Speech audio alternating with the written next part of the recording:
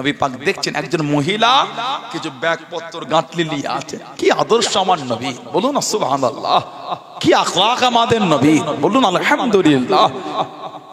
নবী পাক ওই বুড়িটার কাছে গেলেন। কে মা? বুড়ি মহিলা বলে, তুমি আমাকে মা বলে সম্বোধন করলে বেটা, কিসের অপেক্ষা? না শুনেছি নাকি আব্দুল্লাহর বেটা মুহাম্মদ সাল্লাল্লাহু আলাইহি ওয়াসাল্লাম মক্কা ফতেহ করেছে, সব এলাকার লোক ভয়ে চলে যাচ্ছেন, আমাকে কেউ নিয়ে যান, আমি বুড়ি, আমার এই সামান পত্র নিয়ে আমি যেতেও পারি না, তাই আমি অপেক্ষায়, আমি আব্দুল্লাহর বেটা মুহাম্মাদের ভয় সাল্লাল্লাহু আলাইহি ওয়াসাল্লাম ভয়ে চলে যাচ্ছে। নবী পাক বলে, মা আমি কি আপনাকে আপনার গন্তব্যস্থলে আগিয়ে দিতে পারি? বলুন না সুবহানাল্লাহ। নবী পাক নিজে বুড়ির গাঁটলি মাথায় নিয়ে টুকটুক করে বুড়ির পিছনে পিছনে যান। বেশ কিছুটা গিয়ে বুড়ি বললে, বাবা একটু দাঁড়াও, কষ্ট হয়, আর পারি না। ওহ, আব্দুল্লাহ বেটা মুহাম্মদ জয়ী হয়ে কি যে কষ্ট দিল। নবীকে বলে, বাবা তোমার নাম? মা চলে একটু আগিয়ে দি। নবী পাক গন্তব্যস্থলে পৌঁছে নবী পাক আজ বাবা বিদায় বেলায় নাম আমার নবী বলে, জি আব্দুল্লাহ বেটা মুহাম্মদ সাল্লাল্লাহু আলাইহি ওয়াসাল্লামের ভয়ে মক্কা ছাড়লে আমি সে আব্দুল্লাহ বেটা মুহাম্মদ সাল্লাল্লাহু আলাইহি ওয়াসাল্লাম। জোরে বলুন না সুবহানাল্লাহ। বুড়ি মহিলাটি বলে, সঙ্গে সঙ্গে কুরাইশরা জড়ো হয়ে বললেন, সত্যি যদি হযরতে মুহাম্মদ মুস্তাফা সাল্লাল্লাহু আলাইহি ওয়াসাল্লাম আদর্শ এত সুন্দর হয়, তার হাতে আমাদের হাত দিয়ে ইমানের কালেমা পড়তে আমরা কোনো অসুবিধা মনে করি না। সকলে দল বেঁধে মুসলমান হয়ে গেলেন। জোরে বলো, এটা হলো আমার নবীর আদর্শ, এটা হলো আমার নবীর আখলাক। ফতেহ মক্কা নবী পাক কিছু জনের নাম ধরে বললেন, ওদের আর রাখা যাবে না যে ক্ষতি দিনের করেছে। তার মধ্যে একটা নাম ছিল কাব বিন জুয়াইর রাদিয়াল্লাহু তাআলা। চাদর জড়িয়ে দুজন তিনজনের পিছনে বসে বলছে, হুজুর ওই ব্যক্তি যদি মাফ চায় আপনি মাফ করবে। ওর মধ্যে নিজের নাম নিজেই বলছে। আমার নবী হেসে হেসে বলছেন, এসেই যখন বলেছে লুকিয়ে না, সামনে এসে। উনি চাদর সরিয়ে নবীর কাছে গিয়ে নবী পাকের নূরের হাতটা ধরে ইমানের কালিমা পড়ে মুসলমান হয়ে গেলেন। জোরে বলো, জোরে বলা যাবে না। আল্লাহ নবীর সামনে গিয়ে বসে গেলেন।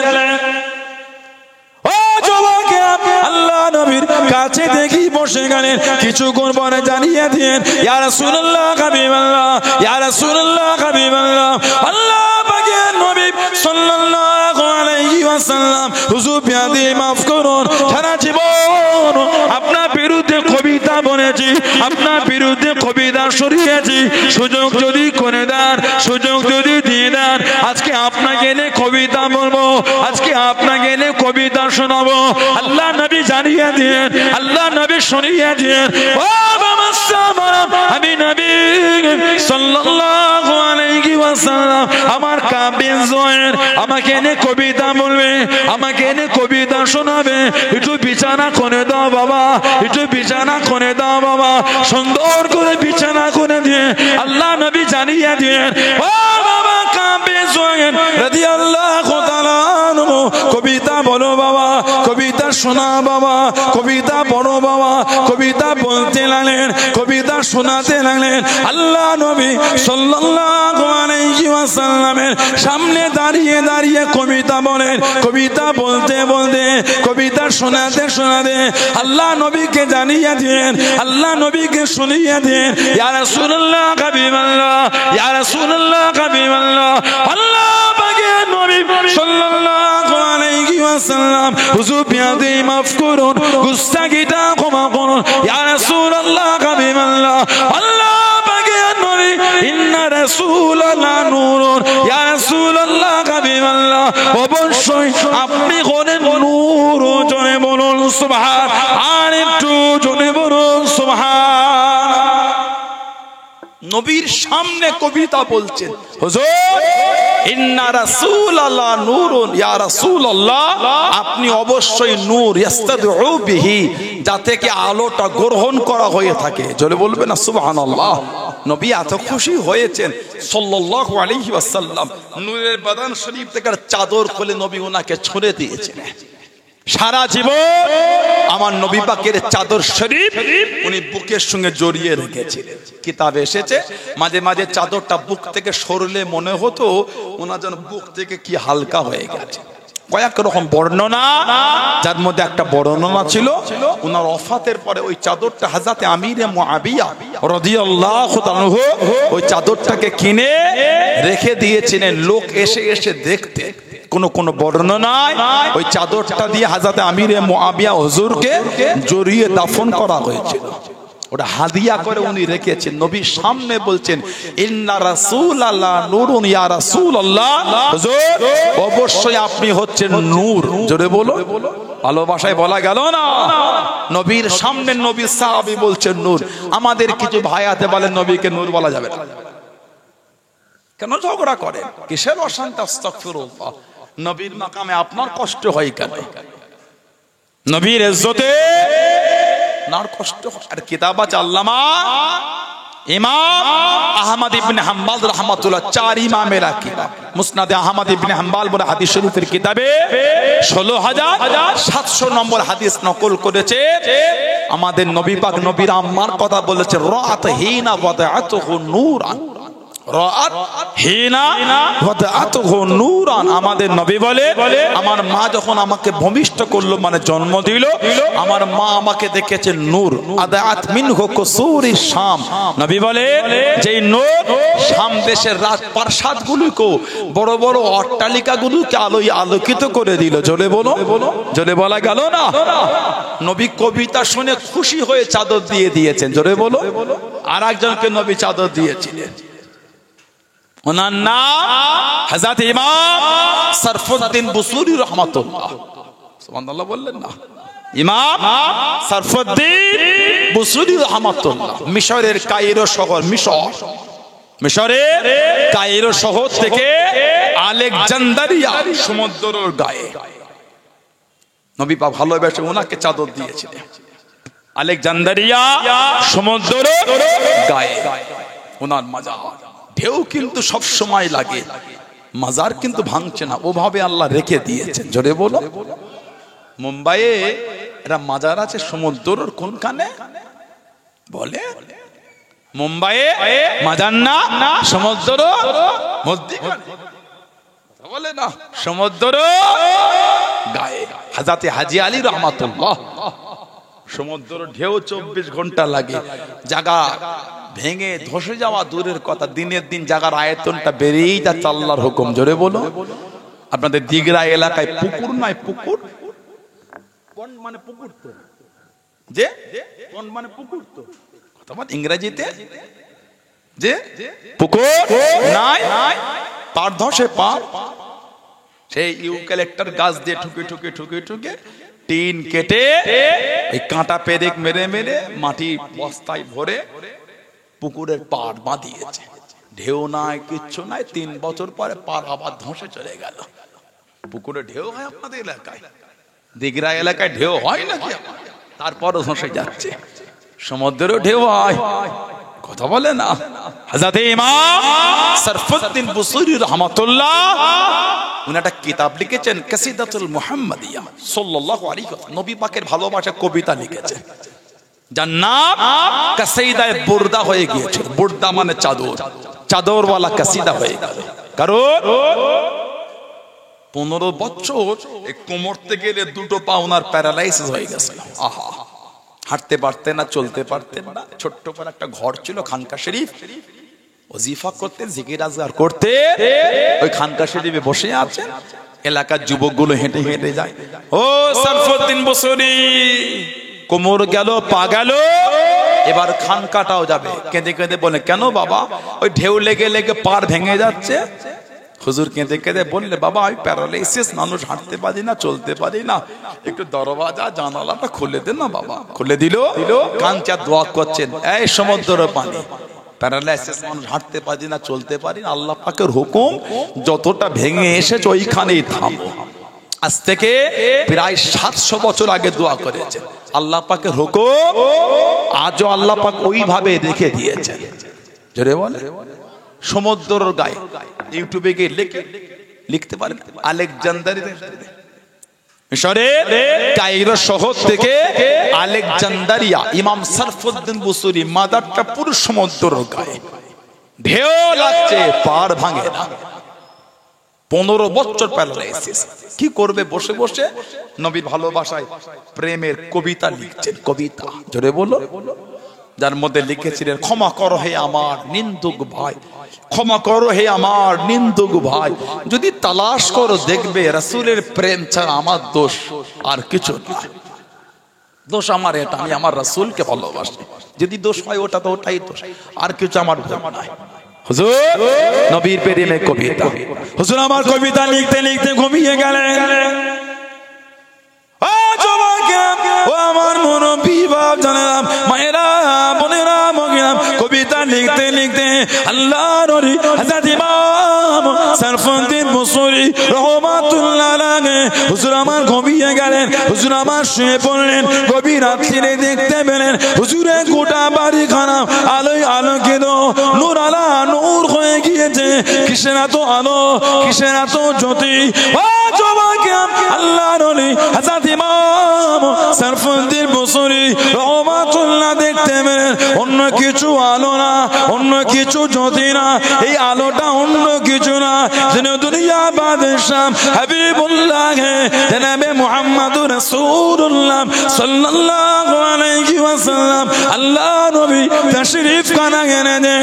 ও জবাকেম হাত দুটোকে বাড়িয়ে দেন, ইয়া রাসূলুল্লাহ হাবিবাল্লাহ, ইয়া রাসূলুল্লাহ হাবিবাল্লাহ।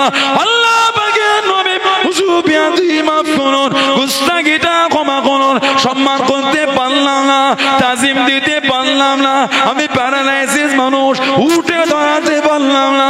হুজুর আমাকে মাফ করে দিন, হুজুর আমাকে মাফ করে দিন।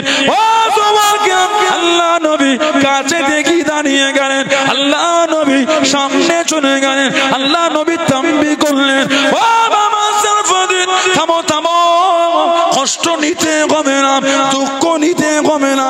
আল্লাহ নবী টুকটুক করে কাছে গিয়ে আল্লাহ নবী সাল্লাল্লাহু আলাইহি ওয়াসাল্লাম নূরে গাতখানা দিয়ে ওনার পায়ের আনেতে বলিয়ে দিয়ে মুসা করে দিয়ে আল্লাহ নবী জানিয়ে দিয়ে, ও বাবা সরফুদ্দীন আমি রাসূলুল্লাহ বলে দিলাম, কালকে দিন থেকে আল্লাহ পাকের হুকুমে দাঁড়িয়ে দাঁড়িয়ে নামাজ পড়বে। আল্লাহ নবী জানিয়ে দিয়ে, আল্লাহ নবী শুনিয়ে দিয়ে, ও বাবা সরফুদ্দীন আমি নবী আমাকে ভালোবেসে কবিতা লিখেছো বাবা, কবিতা লিখেছো বাবা, একটু শোনা বাবা, আমি নবী একটু আমাকে শোনা বাবা। আল্লাহর ওলি হযরত ইমাম সরফুদ্দীন বুসরি রাহমাতুল্লাহ আলাইহি স্বপ্নের মধ্যে কবিতা বলে, স্বপ্নের মধ্যে কবিতা বলে। আল্লাহ নবী সাল্লাল্লাহু আলাইহি ওয়াসাল্লাম এত খুশি হয়ে গেলেন, এত রাজি হয়ে গেলেন। আল্লাহ নবী নূরে বাদান শরীফ থেকে চাদর খানা নিয়ে উনার গায়ে বিছিয়ে দিলেন। জোরে বলুন সুবহান, আর একটু জোরে বলুন সুবহান। স্বপ্নের মধ্যে দেখছেন আমার নবী বলে, মান রাআনি ফিল মানাম রাআল হক, যে আমাকে স্বপ্নে দেখলো সে সত্যি দেখলো, আমাকেই দেখলো। জোরে বলো। নবী পাক স্বপ্নের মধ্যে বলে, সরফুদ্দীন তুমি আমার ভালোবাসায় কবিতা লিখেছো, এটা শোনা। কবিতা শোনাচ্ছে। সরকারে দো আলম এত খুশি হয়েছেন, একটা চাদর নবী ওনার গায়ে বিছিয়ে দিয়েছিলেন। জোরে বলো। নবী পাক নূরের হাতটা দিয়ে পায়ের রানে মশা বলিয়ে দিলেন। ফজরের আগে ঘুম ভেঙেছে, কিতাব এসেছে, হুজুর দেখছেন পা দুটো ওনার আল্লাহর হুকুম ভালো হয়ে গেছে। জোরে বলবেন না। আর শরীরের দিকে তাকিয়ে দেখছে তখনও গায়ে একটা চাদর মেলা আছে। জোরে বলো। কবিতার কাসিদার নাম দিলেন কাসিদাতুল মুহাম্মাদিয়া। ওই যে নবী পাক ভালোবেসে খুশি হয়ে চাদরটা দিলেন, নামটা বদলে করে দিলেন কাসিদায়ে বুরদা, চাদরওয়ালা কাসিদা। বুরদা মানে চাদর, চাদরওয়ালা কাসিদা। ওনার কাসিদা শুনে আমার নবী পাক খুশি হয়ে চাদর দিয়েছিলেন। জোরে বলবেন। অন্য আরেকটা বর্ণনা এসেছে চাদরটা গায়ে বিছানো না, চাদরটা ওনার মাথাতে জড়ানো ছিল। বলুন না সুবহানাল্লাহ। 15 বছর পর খানকা শরীফ থেকে বার হয়ে হেঁটে হেঁটে খুঁজে 15 বছর লোক দেখছে সরফুদ্দীন বুসরি ভালো হয়ে গেছে। একজন জয়ীফ কমজোর ছিঁড়া ফাটা গায়ে জামা, পিছন থেকে ডাকছে, ও সরফুদ্দীন বুসরি একটু থামো, একটু কবিতা শোনাবে না? কবিতা। উনি অন্য কবিতা শোনান, উনি বলছে ওটা না, যেটা গতকাল নবী পাককে শোনালে। সুবহানাল্লাহ বলবেন না। ওটা না যেটা গতকাল রাতে নবী পাককে শুনিয়েছো ওটা শোনা। উনি বলছে ওটা তো আমি কাউকে বলি না নবী পাক ছাড়া। উনি বলছে সরফুদ্দিন তুমি যখন নবী পাককে শোনাচ্ছিলে আমি ওই কবিতাটা তোমার জবান থেকে আমি শুনেছি। জোরে বলুন না সুবহানাল্লাহ। হযরতে সাবিত ইবনে কায়েস রাদিয়াল্লাহু তাআলা পৃথিবীর ইতিহাসে উনি একা শহীদ হওয়ার পরে ওসিয়াত করেছে, ওনার ওসিয়াত মানা হয়েছে। নবী পাকের ওফাত শরীফের পরে আবু বকর সিদ্দিক রাদিয়াল্লাহু তাআলা হুজুরের খেলাফত একটা যুদ্ধ হয়েছিল, রিদ্দার যুদ্ধ, রিদ্দা। ওই যুদ্ধে উনি শহীদ হয়ে গেছিলেন, লাশ পড়ে আছে, পাশ থেকে সৈন্যরা হেঁটে হেঁটে যায়। ওনার শরীরে একটা বর্মা ছিল দামি মূল্যবান, ওটাকে খুলে তাঁবুর মধ্যে গিয়ে একটা ডিব্বায় লুকিয়ে দিয়েছিল। ওই রাতে একটা সাধারণ লোক খব দেখছে, সাবিত ইবনে কায়েস রাদিয়াল্লাহু তাআলা বলে তুমি আমাকে চেনো? হুজুর আমি চিনি, আপনি নবী পাকের সাহাবী। হ্যাঁ আমি সাবিত ইবনে কায়েস, আমি আজকে রিদ্দার যুদ্ধে শহীদ হয়ে গেছি। শহীদ হওয়ার পরে তোমাকে বলছি আমার শরীরে একটা দামি মূল্যবান জিনিস ছিল, ওটাকে খুলে অমুক তাঁবুর অমুক ডিব্বায় লুকিয়েছে। তুমি আগামীকাল সকালে উঠে খলিফার প্রতিনিধিত্ব যিনি সেনাপতি হযরতে খালিদ বিন ওয়ালিদ রাদিয়াল্লাহু তাআলা, এই কমিটি ভাইরা কে আছেন মহাশয় এসে নিয়ে যান, ভাইকে নিয়ে যান, মনিরুল ভাইকে নিয়ে যান, কমিটি ভাই এই বাবু ভাই ভাইকে নিয়ে যান। এটা দরুদ শরীফ আল্লাহুম্মা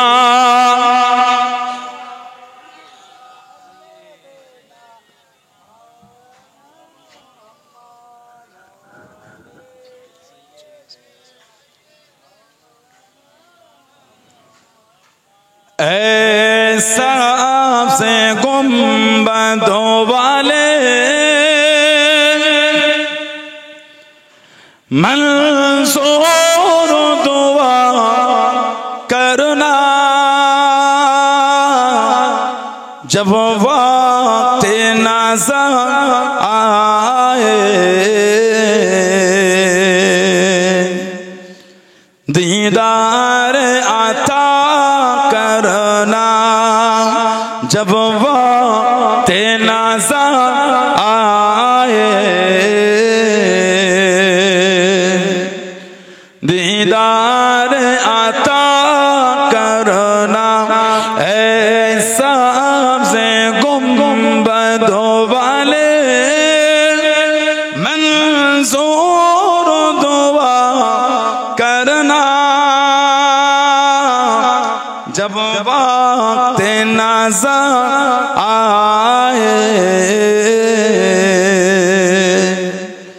दीदार आता करना जब वक्त नज़र आए, दीदार आता करना। मैं कब्र अंधेरे में घबराऊंगा जब तन्हा, मैं कब्र अंधेरे में घबराऊंगा जब तन्हा, इमदाद मेरे करने आ जाना रसूल अल्लाह, इमदाद मेरे करने आ जाना रसूल अल्लाह, रोशन मेरे तुरबतों को ए नूर खुदा करना जब वक्त नज़र आए, दीदार आता करना ऐसा से गुंबदों वाले मंसूर दुआ करना जब वक्त नज़र आए,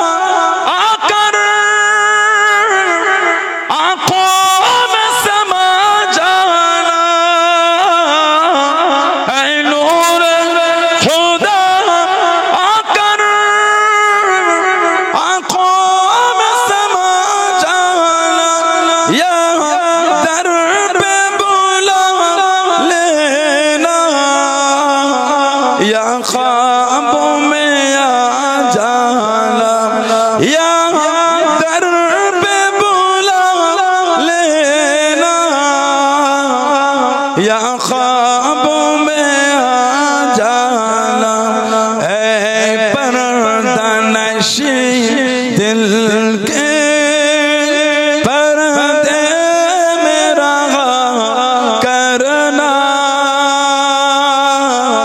जब वक्त नज़र आए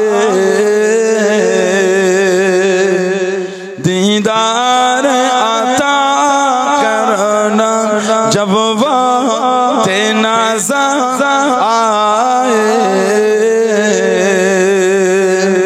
दीदार अता करना ऐसा से गुंबदों वाले मंसूर दुआ करना जब वक्त नज़र आए दीदार अता करना जब वक्त नज़र आए दीदार अता करना अल्लाहुम्मा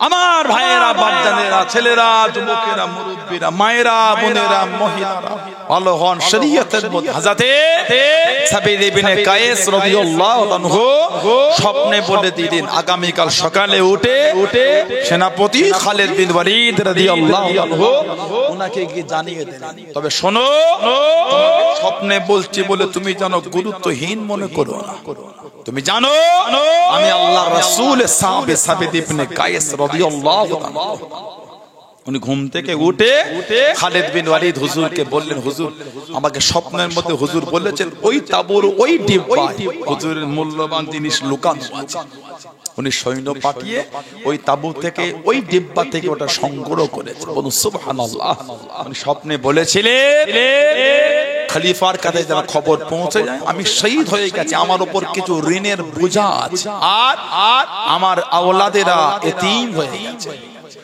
ওইটাকে নিয়ে আবু বকর সিদ্দিক হুজুরের হাতে দিয়ে সমস্ত ঘটনাটা বলে পৃথিবীর ইতিহাসে উনি একা শহীদ হবার পরে ওসিয়াত করেছে ওসিয়াতটাকে মানাও হয়েছে বলুন না সুবহানাল্লাহ কোরআন শরীফ 26 পারা সূরা হুজুরাত 2 নম্বর আয়াত যখন আল্লাহ পাক নাজিল করলেন উনি নবী পাকের দরবার থেকে উঠে উঠে চলে যাচ্ছেন কেন ওনার কথার আওয়াজটা ছিল একটু জোরে যখনই কথা বলতেন উনি জোরে জোরে কথা বলতেন যখনই বলতে জোরে উনি ভাবলেন ওই আয়াত হয়তো আল্লাহ আমার জন্যই নাজিল করেছেন ইয়া আইয়ুহাল্লাযীনা আমানু হে ঈমানদার বিশ্বাসী বান্দা বান্দীরা লা তারফাউ আসওয়াতাকুম ফাওকা সাওতিন নবী খবরদার কেউ আমার হাবিবের কাছে হাবিবের কথার আওয়াজের উপর শব্দের আওয়াজের উপর তোমাদের আওয়াজটা জোরে করে বলো ওয়ালা তাজহারু লাহু বিল কওলি কাজহারি বা'দিকুম লিবা'দ যেমন তোমরা একে অপরের সাথে কথোপকথন করো ওইভাবে আমার বন্ধুর সাথে কথা বলবে না কি হবে আনতাহাবাতা আমালুকুম তোমাদের জীবনের আমলগুলো সব ধ্বংস বরবাদ হয়ে যাবে ওয়া আনতুম লা তাশউরুন তোমরা কিছু বুঝতেই পারবে না এই আয়াত নাযিল হলো উনি ঘরে চলে গেলেন কেন উনি যখনই কথা বলতেন জোরে বলতেন আল্লাহ নবী সাল্লাল্লাহু আলাইহি ওয়াসাল্লাম সাহাবাদের ওয়াজ করতেন নবী পাক জিজ্ঞাসা বাবা আমার দরবারে সাবিত ইবনে কায়েসকে দেখা যায় না তোমরা কি কেউ পারবে ওই খবরটা আমাকে এনে দিতে পারবে একজন আনসারী সাহাবী দাঁড়িয়ে গেল হুজুর আমি পারবো আনসারী সাহাবী চলে গেলেন ওনার বাড়িতে গিয়ে দেখছেন উনি বাইরে বসে আছেন মাথার চুলটাকে দুটো হাত দিয়ে ধরে মাথার চুল দুটো হাতে ধরে বসে বসে কাঁদছে কোন বর্ণনা এসেছে উনি বাড়ির দরওয়াজা জানালা বন্ধ করে কাঁদতেন আর বলতেন আনা আহলি ফিন্নার আমি জাহান্নামীদের মধ্যে হয়ে গেছি আনা আহলি ফিন্নার আমি জাহান্নামীদের মধ্যে আহা কাঁদতেন সাহাবী গিয়ে বললেন আল্লাহর নবী আপনাকে খোঁজ করেছেন কি ব্যাপার আর নবী দরবারে যাও না উনি কাঁদছেন আর বলছে নবীকে কি বললে তো আমি আর নবী দরবারে যাব না, আনা আহলি ফিন্নার, আমি জাহান্নামী। আল্লাহ পাক কোরআন শরীফের আয়াত নাযিল করে দিয়েছেন, আল্লাহ রাব্বুল আলামিন কোরআন শরীফের আয়াতটা নাযিল করে দেন, ইয়া আইয়ুহাল্লাযীনা আমানু লা তারফাউ আসওয়াতাকুম ফাওকা সাওতিন নবী ওয়া লা তাজহারু লাহু বিল কওলি কাজারি বাদি কওলি বাদি আন তাহবাতা আমালুকুম ওয়া আনতুম লা তাশউরুন। আল্লাহ পাক কোরআন শরীফের আয়াত দিয়ে দিলেন, হে ঈমানদার বিশ্বাসী বান্দা বান্দি করে না, খবরদার খবরদার আমার হাবিবের কথার আওয়াজের ওপরে তোমাদের আওয়াজটাকে জোরে করো না, শব্দটাকে জোরে করো না। ওয়ালা তাজহারু লাহু বিল কওলি কাজারি বাদিকুম লিবাদিন, যেমন তোমরা একে অপরের সাথে কথোপকথন করো ওইভাবে কথা বলো না। ও নবী পাকের সাহাবী, আমি সাহাবী দিবিনে খায় আল্লাহ নবীর কাছে যতবার কথা বলেছি জোরে জোরে বলেছি, উচ্চ শব্দে বলেছি, আমার আমলগুলি ধ্বংস হয়ে গিয়েছে, আমার আমলগুলি বরবাদ হয়ে গেল। আল্লাহ নবীর কাছে আমি আর যাব না। আনা আহলি ফিন্নার, আনা আহলি ফিন্নার। আল্লাহ পাক কোরআন শরীফে জানিয়ে দিয়েছেন, আনতা বাতা আমালুকুম, তোমাদের জীবনের আমলগুলি ধ্বংস হয়ে যাবে, আমি আল্লাহ পাক বরবাদ করে দেব। ওয়া আনতুম লা তাশউরুন, তোমরা কিছু বুঝতে পারবে না, তোমরা কিছু জানতে পারবে না। আমার মুরব্বী বাপ জানেরা, মায়েরা বোনেরা বগিরা, আল্লাহ নবী সাল্লাল্লাহু আলাইহি ওয়াসাল্লামের এতিক সাহাবী আল্লাহ নবীর কাছে দেখি দাঁড়িয়ে গেলেন, ইয়া রাসূলুল্লাহ হাবিবাল্লাহ, ইয়া রাসূলুল্লাহ হাবিবাল্লাহ, আল্লাহ পাকের নবী সুফিয়াতি মাফ করুন, উনি আর আপনার দরবারে আসবে না, উনি আর আপনার সামনে আসবে না, উনি নিজেকে জাহান্নামী বলে, উনি নিজেকে জাহান্নামী বলে। আল্লাহ নবী জানিয়েছেন, আল্লাহ নবী শুনিয়েছেন, ও আমার সাহাবী, আমার সাহাবীকে কি জানিয়ে দাও, আমার সাহাবী জাহান্নামী নয়, আমার সাহাবী হলো আল্লাহ পাকের জান্নাতীদের মধ্যে। জোরে বলুন সুবহান, একটু জোরে বলুন সুবহান। ও জাহান্নামী নয়, ওকে গিয়ে বলো আল্লাহকে জান্নাতীদের মধ্যে কবুল করেছে। জোরে বলো। খালি নবী পাকের সামনে জোরে কথা বলেছে, আল্লাহ আয়াত দিয়ে নিষেধ করছে, খবরদার বন্ধুর সামনে জোরে কথা বলো না। সেই নবীর ভালোবাসা, সেই নবীর প্রেম, সেই নবীর মোহাব্বত তৈরি করে মরণ আমার আপনার হবেই হবে। যেখানেই গিয়ে লুকায় মরণ থেকে বাঁচতে পারবো না। যে চেষ্টা আমরা মরণ থেকে বাঁচার জন্য করি, সে চেষ্টা যদি আমরা জাহান্নাম থেকে বাঁচার জন্য করতাম, জাহান্নাম থেকে বাঁচতে পারতাম। জমি জায়গা সম্পত্তি সব মানুষ বেচে দিয়ে ট্রিটমেন্টের জন্য কোথায় না কোথায় চলে যাচ্ছে। কেন? দুদিন একটু বেশি বাঁচবো। বলেন ঠিক বলছে না ভুল বলছে? জমি জায়গা সম্পত্তি বিল্ডিং বালাখানা সব বিক্রি করে কোথায় কোথায় সব চলে যাচ্ছে। কেন? দুদিন একটু বেশি বাঁচবো, দুদিন একটু দুনিয়ায় বেশি থাকবো আমরা। ওই চেষ্টা যদি জাহান্নাম থেকে বাঁচার করতাম, জাহান্নাম থেকে বাঁচতে পারতাম, মরণ থেকে বাঁচতে পারবো না। 10 লাখ 15 লাখ 20 লাখ 30 লাখ ক্যান্সার রোগীদের খরচা হয়ে যায় কেমো রে দিতে দিতে। শেষ পর্যায়ে যখন চলে আসে ডক্টর হাত তুলে হবে না, যান 10-15 দিন 20 দিন 1 মাস যা আছে বাড়িতে নিয়ে গিয়ে রাখে। ঠিক বলছে না ভুল বলছে? আর হলো না, আর কম ছোটাছুটি করে। আমাদের পাশেই তো নদিয়া কল্যাণীর পাশে এমস হয়ে গেল, বিরাট এরিয়া, কম জায়গায় ছোটে। বেঙ্গালোর থেকে শুরু করে চেন্নাই থেকে শুরু করে কোথায় কোথায়, কলকাতার পাশে এখানে টাটা, আমাদের রাজাহাটে টাটা, এখানে কম জায়গায় 2 হাতে খরচা করেছে। কেন? দুদিন বাঁচবো। কেউ চাই না মরতে। মরণ এমন একটা জিনিস কেউ চাই না। যারা আল্লাহর সাথে সম্পর্কটা গভীর তৈরি করে না, নবীর প্রেমে দেওয়ানা হয়ে যায়, তারা দুনিয়ার এই ফিতনায় থাকতে চায় না। বলে ঠিক বলছে না ভুল বলছি? দুনিয়ার এই ফিতনা, এই অশান্তি, এই ভালো লাগে, এবার একটু নিজেকে সরিয়ে নিতে চায়। আল্লাহ যে আমাদের জীবন আখিরাত আবাদান আবাদা, যে জীবনের কোনো শেষ নাই, সুবহানাল্লাহ বলে।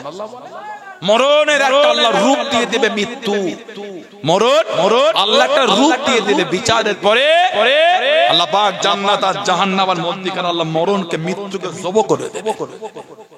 এই যে মৃত্যু জব হলো, আর মরণ হবে না। ওই যে আল্লাহ ভালোবেসে আমাদের জান্নাতে দেবেন ইনশাআল্লাহ। আল্লাহুম্মা আমিন বলবেন না? ওই যে আল্লাহ ভালোবেসে জান্নাতে দিয়ে দিলেন, আর আমাদের মরণ হবে না। ওই জীবন চলবে আবাদান আবাদা, শান্তি আর শান্তি, সুখ আর সুখ। এক জান্নাত থেকে আরেক জান্নাতে ঘুরতে যাওয়াও যাবে। জোরে বলো, এক জান্নাত থেকে আরেক জান্নাতে ঘুরতে যাওয়াও যাবে। বলো আলহামদুলিল্লাহ। ওই নোংরামি করলে আর জান্নাতের আশা করতে পারো? সকাল থেকে সন্ধ্যা পর্যন্ত নোংরা ছাড়ার কিচ্ছু করো না। তাল, জুয়া, মদ, জেনা, ব্যভিচার, মিথ্যা, ওয়াহিয়াত, জুলুম, কিছুই তো আমাদের বাড়ির ছেলেগুলো বাদ দিচ্ছে না। এত সমাজে, আমাদের সমাজগুলোতে এত মদের আড্ডা বেড়েছে, জামানে বলা মতো নয়। ঠিক বলছে না ভুল বলছি? বলেন আপনার, আমি কি বলবো? এত মদের দোকান বেড়ে গেছে বাজারে, বলার কেন? চাহিদা বেশি। মুরব্বি চাচার আছে, সিনিয়র ভাইয়েরা সব আছে। বলে আগে বাজারে এত মোবাইলের দোকান দেখতে পেতেন না? মোবাইল দোকান দূরের কথা, লোকের হাতেই নাই। বাসে ঘাটে ট্রেনে কোন জমজমাট বাজার একটা ছোট্ট বোদাম টেপা, বোদাম ফোন কিরকির করে উঠলো, কথা বলে না? গোল করলো, এইসব ফোন না, সেই সুইচ টিপা বাটন ফোন। একটু যে আগে যখন ফোন আমাদের সমাজে সচরাচর মোবাইল, সেই উপরে একটা টানলে আমার অ্যান্টেনা বার হতো, এই মোটা, ওই ছুঁড়া আম পারা যাবে। দিঘিরা দক্ষিণ পাড়া আম বাগানের ওই ফোন যদি এনে ছুঁড়েছে, এক ছোড়াতে 3টে আম পড়বে। একটু পড়লে ফাটেও না। সে নোকিয়া 3300 না কত মডেল ছিল, সেই কি মোটা মোটা ফোন, বাপরে বাপ। ওর জন্য আর এক্সট্রা পকেট আলাদা করতে হতো, এত ভারী আর এত মোটা। ওই ফোন বাজারে বার করলে লোক ঘিরে দেখতো কি হচ্ছে এটা। এখন এক একজনের কাছে 3টে করে, হুজুরটার একটাই আছে। একজনের পকেটে 3টে করে, বলে হুজুর এটা ব্যবসার জন্য, এটা এই কোম্পানির লোকের সাথে কথা বলার জন্য, এটা ঘরের জন্য। 3টে ফোন বার করে একটু যে নোংরামি সমাজে শুরু হয়েছে। গ্রামে গ্রামে বড় বড় মদের দোকান হয়ে যাচ্ছে, নাউজুবিল্লাহ বলে। কেন? আমাদের বাড়ির ছেলেগুলো এমন বেয়াদবি শুরু করেছে, লজ্জার কথা বলার মতো না। আজকে এই ফুরফুরা শরীর থেকে আসছিলাম, আজকে ভালো হলাম, আসরের নামাজ পড়ে 2-3টে বাইক, ওই ইয়ামা R1 যে বাইক, R15 উঠেছে না, সব বাইকগুলো ওই ফুরফুরা শরীরে বার হয়, মুখটায় টার্নিংটা একটা ছেলে ঘুরলো, এই হাঁটুটা খালি মাটিতে ঠেকতে মনে হয় 6 করা বাকি ছিল। এত সুন্দর। যদি আমার গাড়িটা সামান্য পরিমাণ 20-তে ছিল, মানে যদি 30-এ থাকতো, ওই ছেলেটা যে কি হতো বলার মতো নাই।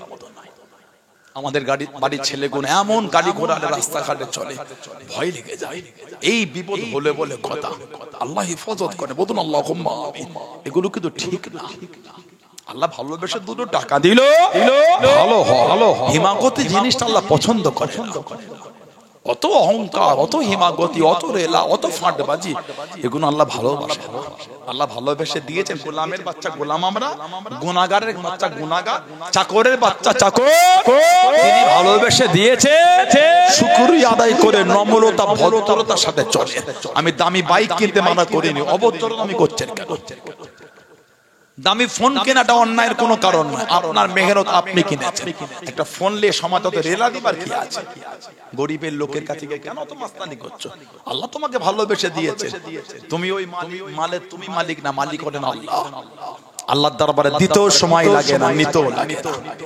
ভালো মরণ সমাজের কবরস্থানে গিয়ে দেখেন সব আমাদের মুরব্বী কোনো কাতার দিয়ে ঘুমাচ্ছে, একদিন আমরাও তাদের পাশে গিয়ে ঘুমাবো। ঠিক বলছি না ভুল বলছি? গিয়ে দেখেন তিনতলা বাড়ি করে গেল, বাড়ির মালিক কবরে শুয়ে আছে, তিনতলা বাড়ি এসি লাগানো ওই বাড়ি পড়ে আছে, ওনার কবরটা একটা এসিও কেউ লাগায়।